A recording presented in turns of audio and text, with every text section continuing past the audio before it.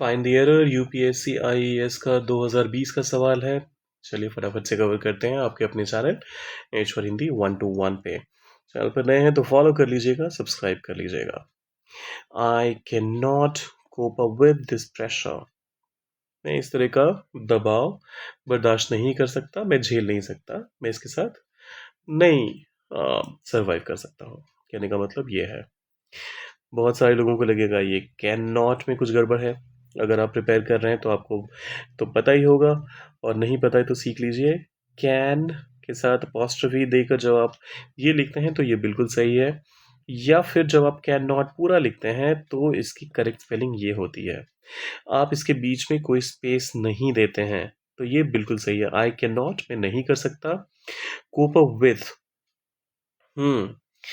You cope with something, ये अब कहाँ से आया इसका कोई रेफरेंस नहीं है, लेकिन इंडियन इंग्लिश में इसको धड़ल्ले से लोग इस्तेमाल करते हैं, बोलते हुए लिखते हुए।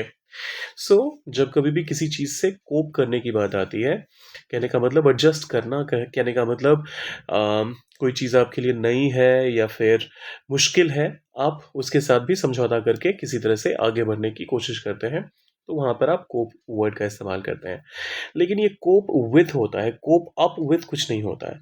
तो इसको हटाइए, आपका सेंटेंस हो जाएगा करेक्ट। यहाँ पर जो एरर है वो पार्ट बी में है। I can not cope with this pressure अगर होता तो ये नो एरर कहलाता। कोई सवाल है तो डालिए उसे कमेंट में। जाने से पहले लाइक शेयर और सब्सक्राइब कर दीजिएगा। मिलते हैं जल्दी।